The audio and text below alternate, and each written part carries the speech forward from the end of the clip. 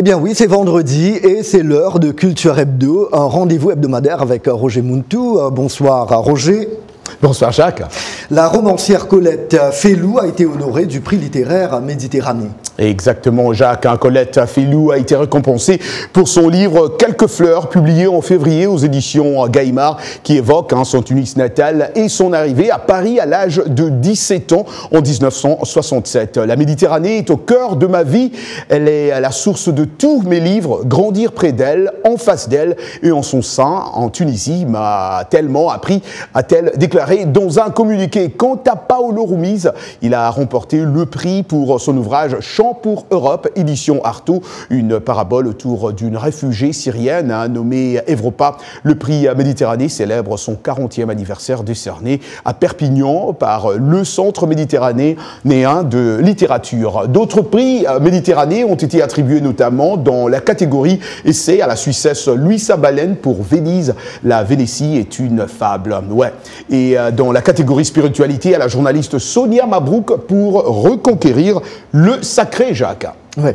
Et Roger, cette semaine, les passionnés de la rumba ont commémoré l'anniversaire du décès de Papa Wemba, une légende bien évidemment de la musique congolaise et le pionnier de la SAP. De la SAP, exactement. Ouais. Jules Chungu Wemba Diopene Kikumba, plus connu sous le nom de Papa Wemba, était un chanteur et musicien congolais de rumba qui a plus tard acquis une renommée sous le nom de Soukous même. Il était l'une des figures les plus emblématiques de la scène musicale africaine. Papa Wemba nous a quittés à l'âge de 66 ans suite à un effondrement survenu lors d'un concert à Anoumabo en Côte d'Ivoire. J'ai eu le privilège d'ailleurs de le rencontrer à 2 reprises à New York City et à Washington. Mais afin de lui rendre hommage, nous avons accueilli un proche de lui, M. Freddy Maloba. Écoutons-le. Alors, pour la petite anecdote, comment d'abord j'ai connu Papa Wemba? J'ai connu Papa Wemba en 94 au mois de décembre.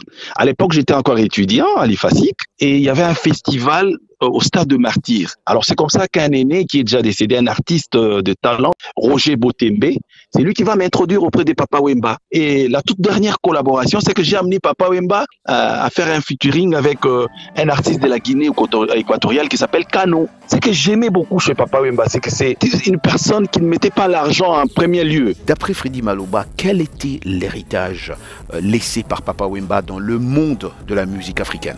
La rumba. Pour Papa Wemba, il a incarné la rumba. Lui-même, il est dit qu'il était un fan des taboulés. Il a fait des taboulés son idole. Il a valorisé la rumba jusqu'à sa mort. Preuve en est que même sur scène, quand il est mort, il est tombé avec une rumba, puisqu'il aimait la rumba.